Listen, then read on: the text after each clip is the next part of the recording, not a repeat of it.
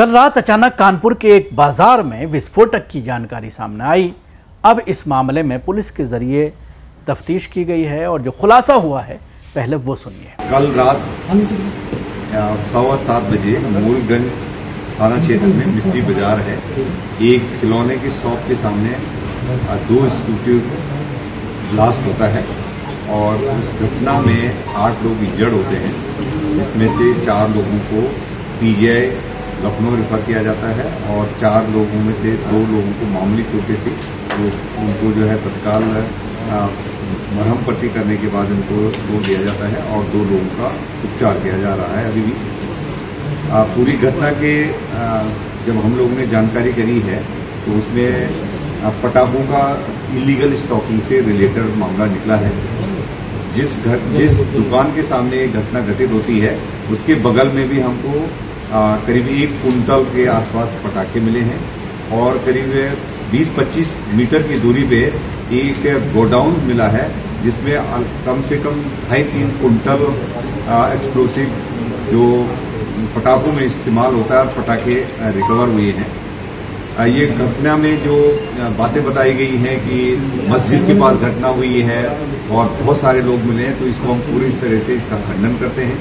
इसमें किसी खालिस्तान जिंदाबाद फोर्स द्वारा जो क्लेम किया जा रहा है वो पूरी तरह से झूठा है। ये लोकल घटना है, इलीगल पटाखों को रखने का स्टोर करने की घटना है। इस संबंध में क्योंकि इसका लाइसेंस नहीं था, इनके खिलाफ कार्रवाई की जा रही है, एक्सप्लोसिव एक्ट के तहत कार्रवाई की जा रही है। अब तक इस घटना में 12 लोगों को हम लोगों ने डिटेन कर दिया है। जिसका शॉप है, गोडाउन है, उनको डिटेन कर दिया गया है। एक तारीख नाम के व्यक्ति का और नाम आ रहा है, वो उसके लिए हम लोग उनकी तलाश कर रही है। जो 2 स्कूटी मिली थी, एक स्कूटी वाले जो अश्विनी है खुद ही उसमें इंजर्ड हैं, तो उनको लखनऊ रेफर किया गया है। दूसरी स्कूटी है ये चोरी की है और इसमें कोई सैबोटाज की या आतंकवादी घटना का बिल्कुल पूरी तरह से हम खंडन करते हैं।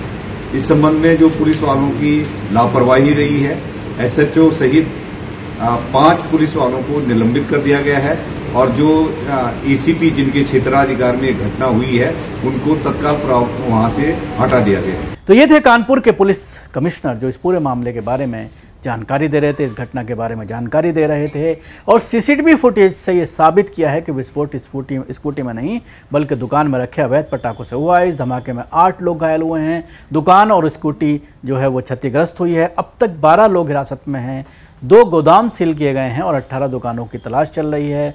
5 पुलिसकर्मी सस्पेंड कर दिए गए हैं जबकि एसएचओ को भी हटा दिया गया है। मामला ये है कानपुर के मूलगंज बाजार का, जहां पर 2 स्कूटी धमाके से पूरी तरह से क्षतिग्रस्त हो गई। धमाका जो लगा है, सीसीटीवी फुटेज जो सामने आई है, धमाका एक बॉक्स से शुरू हुआ और उसकी चपेट में तकरीबन 12 लोग आ गए, जिनमें से 6 जो है उनको प्राथमिक उपचार के बाद छुट्टी दे दी गई, बल्कि जबकि 6 कुछ गंभीर रूप से घायल हुए हैं। इंजरी जो है, बर्न इंजरी जो है उनको आई है, जिसमें महिलाएं ही ज़्यादा हैं जिनको इंजरी आई है, क्योंकि महिलाएं शॉपिंग कर रही थीं। जिस तरह से आप देख सकते हैं त्योहारों का मौसम चल रहा है, आने वाली दिवाली भी है और कल जिस तरह से करवा चौथ का व्रत महिलाओं को रखना है, तो बड़ी संख्या में महिलाएं उसी के सिलसिले में बाज़ार में आई हुई थीं और उसकी चपेट में आ गईं। लेकिन ये एक बड़ा रैकेट सामने आया है कि किस तरह से अवैध पटाखों का जो है वो यहाँ पर रखे जा रहे थे, भंडारण किया जा रहा था। कई दुकानों से अवैध पटाखे मिले हैं, कुछ लोग फरार बताए जा रहे हैं। 12 लोगों को हिरासत में लिया है, पूछताछ की जा रही है और उसके बाद उनकी गिरफ्तारी की जाएगी जिन्होंने अवैध तरीके से यहाँ पर पटाखे रखे थे। इन पर एक्शन लेने की बात कही जा रही है। इसके साथ ही पुलिसकर्मियों पर भी एक्शन लिया गया है कि आपकी मौजूदगी में किस तरह से पटाखे बाजार में पहुँचे, इसलिए उनके खिलाफ भी कानूनी कार्रवाई की गई, उनके खिलाफ भी उनको सस्पेंड कर दिया गया और जो एसएचओ हैं उनको भी थाने से हटा दिया गया है, ट्रांसफ़र कर दिया गया है।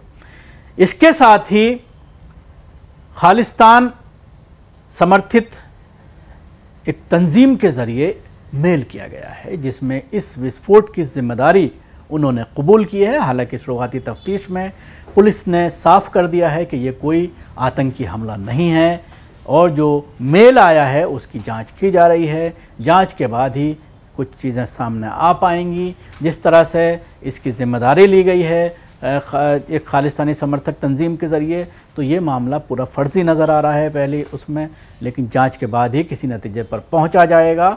और ये महज विस्फोट का मामला कहा जा सकता है। आतिशबाजी जो होती है, पटाखे जो होते हैं, दिवाली आ रही है और सुप्रीम कोर्ट ने पटाखों की बिक्री पर बैन लगाया हुआ है कई जगहों पर, तो ऐसे में गैर कानूनी तरीके से लोग बेचते हैं और उसी के लिए इसका भंडारण किया जा रहा था, उसको जमा किया जा रहा था। अचानक उसमें आग लग गई और उसके बाद ये बड़ा विस्फोट जो है वहाँ पर हुआ। इसलिए किसी आतंकी घटना से पुलिस पूरी तरह से इनकार कर रही है।